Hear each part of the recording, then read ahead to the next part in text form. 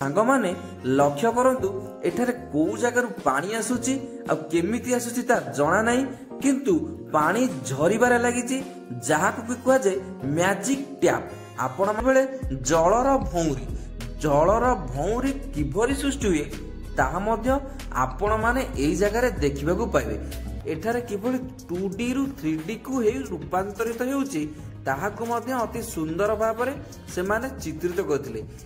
नमस्कार भाई भौणी माने मु आपण मानकर से दूर संपर्क महापात्र 2.0 स्वागत करुछि आपण मानकु आउ गोटे नुआ वीडियो। तो सांग माने आज केवल मु एकुटिया बाहरिनी मो सहित बाहरी छथि आपण मानकर मोर समस्तकर प्रियर सार प्रदीप सार बा हिंदी सार।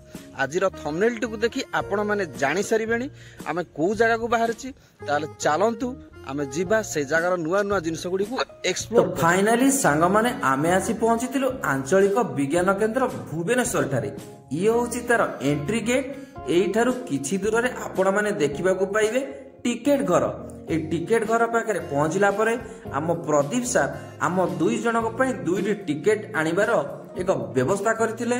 तो फाइनली आम पाखु पहुंच जाइतिला आजिरो टिकेट बा एहा भीतर को प्रवेश करिबार एंट्री पास। तो एहा भीतर को जिबा परे आपण मानक नजर को एही लेखाटी निश्चित भाବରେ आसीजिवो जोटी लेखा थिबो आई लव साइंस। हाँ सांग माने बहुत सुंदर जगहटी। तो चलंतु आमे एहार आगु जिबा।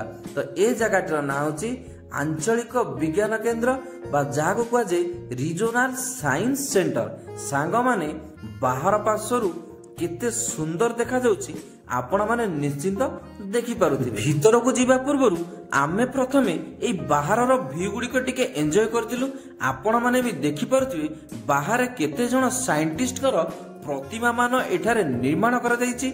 बहुत सुंदर जगहटी आपण मानक मन को निश्चित चोराई नबो एई जगहटी। तो सांग माने लक्ष्य करंतु एठारे को जगार पानी आसुची आ केमिति आसुची ता जणा नाही किंतु पानी झरिबारे लागिची जाहाकु कि कुआ जाय मैजिक टैप। आपण मानकु निश्चित भाबरे एई जगहटी बहुत भलो लागिबो। ए जगहटारु आगो को जते बेले बाहरिबे सेते बेले आपण माने एई जिनिसटी को देखि परिबे। आ एई जिनिसटीर ना होची सूर्यघड़ी। एई सूर्यघड़ी टारु आगरे रहिची लिथोफोन। एई लिथोफोन को जते बेले आपण माने एक दंड द्वारा प्रहार करिवे सेते बेले एहा टारु विभिन्न प्रकार शब्द सुना जिवो जहा कि आपण मानक मन को निश्चित खुशी प्रदान करिवो।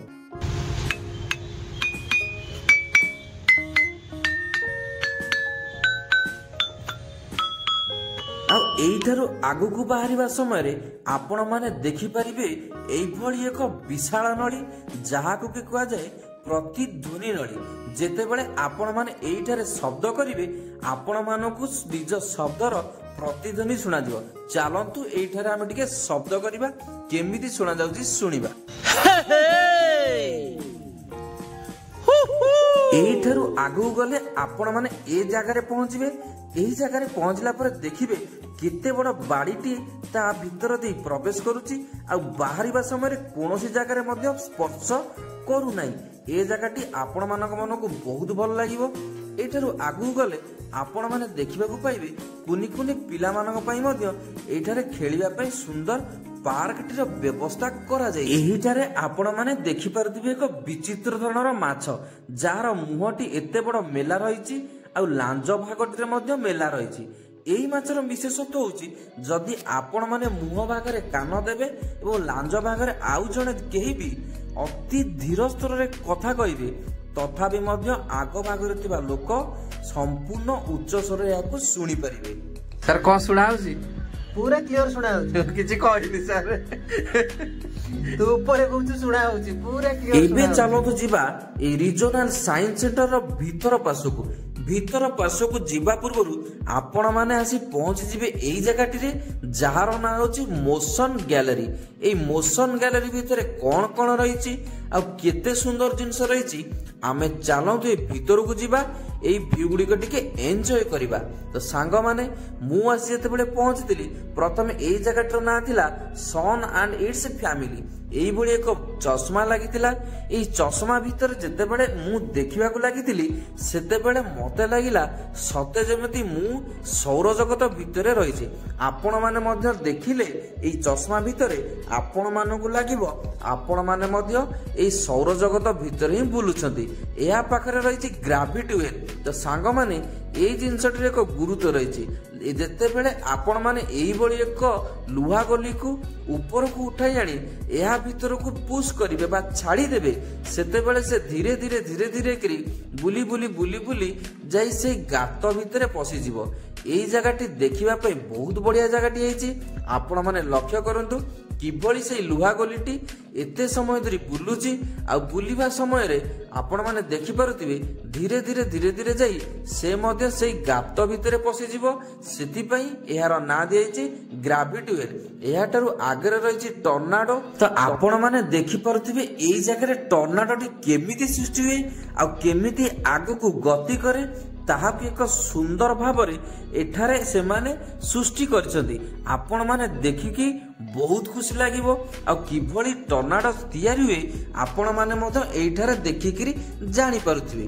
ଏଇଠାରୁ ଟର୍ନାଡୋକୁ ଦେଖିସାରି ଯେତେବେଳେ ଆପଣମାନେ ଆଗରେ ପହଞ୍ଚିବେ, ସେତେବେଳେ ଜଳର ଭଉଁରୀ କିଭଳି ସୃଷ୍ଟି ହୁଏ ତାହା ମଧ୍ୟ ଆପଣମାନେ ଏଇ ଜାଗାରେ ଦେଖିବାକୁ ପାଇବେ। ବହୁତ ଭଲ ଭଲ ଜାଗା ଗୁଡ଼ିକ ରହିଛି। ବହୁତ ସୁନ୍ଦର ସୁନ୍ଦର ଜିନିଷ ଗୁଡ଼ିକ ମଧ୍ୟ ଏଇଠାରେ ରହିଛି। ଏଇଠାରୁ ଆଗରେ ରହିଛି ସାମୁଦ୍ରିକ ତରଙ୍ଗ କିଭଳି ଦୋଳାୟିତ ହୁଏ ତାହା ଆପଣମାନଙ୍କୁ ନଜରକୁ ନିହାତି ଆସିବ। ଏଇଠାରୁ ଆଗକୁ ଯିବା ପରେ ମୁଁ ଆସି ପହଞ୍ଚିଥିଲି ଯେଉଁ ଜାଗାରେ, ସେଠାରେ ଦେଖିବାକୁ ପାଇଲି କିଛି ପିଲା ନିଜର ଦୁଇ ହାତକୁ ଏଇଠାରେ ରଖୁଛନ୍ତି। ଆଉ କିଛି ସମୟ ରଖିବା ପରେ ସେ ଦୁଇ ହାତରେ ସେମାନଙ୍କୁ କରେଣ୍ଟ ଅନୁଭବ ହେଉଛି। ଏଇଠାରୁ ଆଗରେ ଆପଣମାନେ ଏଇଭଳି ଏକ ସୁନ୍ଦର ଜାଗାଟିଏ ଦେଖିବାକୁ ପାଇବେ, ଯେଉଁଠି ଆପଣମାନେ ଯେତେ ଷ୍ଟେପ୍ ଆଗକୁ ପକାଇବେ ସେଇଭଳି ଜାଗାରେ ଲାଇଟ୍ ଗୁଡ଼ିକ ଜଳିବାକୁ ଲାଗିବ। ଆପଣମାନେ ଦେଖନ୍ତୁ ମୁଁ ଯେତେ ଯେତେ ଆଗକୁ ଯାଉଛି ସେଇ ଜାଗାରେ ଲାଇଟ୍ ଗୁଡ଼ିକ ମଧ୍ୟ ଧୀରେ ଧୀରେ ଧୀରେ ଧୀରେ କରି ମୋ ସହିତ ଯିବାକୁ ଲାଗିଛନ୍ତି। ଏଇଠାରୁ ଆଗକୁ ଆସି ମୁଁ ଯେତେବେଳେ ବଲ୍ଟିକୁ ଧରି ଫିଙ୍ଗିବାକୁ ଲାଗିଥିଲି, ସେଇ ବଲ୍ଟି 4 ଗୋଟି ଜାଲି ମଧ୍ୟ ଦେଇ ସମ୍ପୂର୍ଣ୍ଣ ଭାବରେ ବାହାରି ଆସିଥିଲା। ଆଉ ବହୁତ ଭଲ ଲାଗିଲା। ଏଇ ଜାଗାଟିକୁ ବହୁତ ଶିକ୍ଷଣ ଜିନିଷ ରହିଛି ଏଇ ଜାଗାଟି। ତ ସାଙ୍ଗମାନେ ଏହିଠାରୁ ଆଗକୁ ଯିବା ପରେ ଆପଣମାନେ ଆସି ପହଞ୍ଚିଯିବେ ମ୍ୟାଥମେଟିକ୍ସ ଗ୍ୟାଲେରୀ ଭିତରେ। ତ ମୁଁ ବି ଆସି ପହଞ୍ଚିଥିଲି ଏଇ ମ୍ୟାଥମେଟିକ୍ସ ଗ୍ୟାଲେରୀ ଭିତରେ। ଏଇ ଗ୍ୟାଲେରୀ ଭିତରେ ପହଞ୍ଚିଲା ପରେ ମୋର ନଜର ଆସିଥିଲା ସଂଖ୍ୟା ଗଣନର ଚିତ୍ର ଉପରେ। ତ ଲକ୍ଷ୍ୟ କରନ୍ତୁ ସାଙ୍ଗମାନେ, ସେତେବେଳେ କିଭଳି ଭାବରେ ସଂଖ୍ୟାକୁ ଗଣିବା ପାଇଁ ସେମାନେ କୋଉ ଉପାୟ ଅବଲମ୍ବନ କରୁଥିଲେ, କି ମାଧ୍ୟମକୁ ନେଇ ସେମାନେ ସଂଖ୍ୟା ଗଣନ କରୁଥିଲେ, ତାହାକୁ ଅତି ସୁନ୍ଦର ଭାବରେ ଏଠାରେ ଚିତ୍ରିତ କରାଯାଇଛି। ତା ଛଡ଼ା ଏଠାରେ କିଭଳି 2Dରୁ 3Dକୁ ହେଇ ରୂପାନ୍ତରିତ ହେଉଛି ତାହାକୁ ମଧ୍ୟ ଅତି ସୁନ୍ଦର ଭାବରେ ସେମାନେ ଚିତ୍ରିତ କରିଥିଲେ। ଏଇଠାରେ ଏକ ଅର୍ଦ୍ଧଫାଳ ମନୁଷ୍ୟ ମୁଖର ଚିତ୍ର ରହିଛି। ଯଦି ତାହାକୁ ଆପଣମାନେ ଜୋରରେ ଘୁରାଇବାକୁ ଲାଗିବେ, ସେତେବେଳେ ତାହା ସମ୍ପୂର୍ଣ୍ଣ ଭାବରେ ଏକ ମଣିଷର ଚିତ୍ର ରୂପ ନେବ, ଯାହାକୁ କି 2Dରୁ 3Dକୁ ଉଦାହରଣ ଭାବରେ ସେମାନେ ଅତି ସୁନ୍ଦର ଭାବରେ ଏଠାରେ ଚିତ୍ରିତ କରିଛନ୍ତି। ଚାଲନ୍ତୁ ସାଙ୍ଗମାନେ ଆମେ ଆଉ ଡେରି କରିବାନି, ଏହି ମ୍ୟାଥମେଟିକ୍ସ ଗ୍ୟାଲେରୀ ଭିତରର ଭ୍ୟୁ ଗୁଡ଼ିକ ଟିକେ ମନ ଖୋଲି ଏନ୍ଜୟ କରିବା। Show let's enjoy.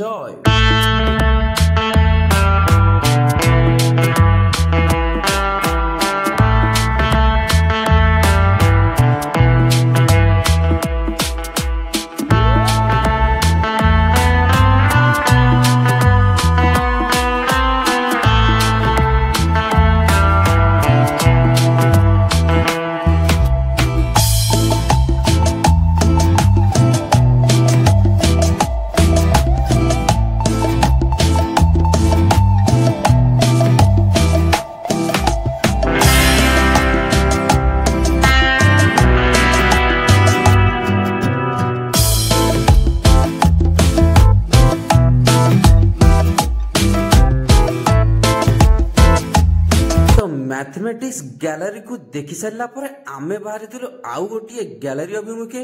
ଆଉ ସେଇ ଗ୍ୟାଲେରୀ ଥିଲା ମିରର ଗ୍ୟାଲେରୀ। ତ ସାଙ୍ଗମାନେ ଆମେ ଚାଲିଲୁ ମିରର ଗ୍ୟାଲେରୀ ଅଭିମୁଖେ। ପୁଣି ଦେଖାହବ ଆଉ ଗୋଟିଏ ନୂଆ ଭିଡ଼ିଓ ସହିତ। ସେତେବେଳ ଯାଏଁ ଆପଣ ସମସ୍ତେ ଅପେକ୍ଷା କରିଥାନ୍ତୁ। ଆମେ ଆସି ପହଞ୍ଚିଯିବୁ ଆଉ ଗୋଟିଏ ପାର୍ଟକୁ ଧରି।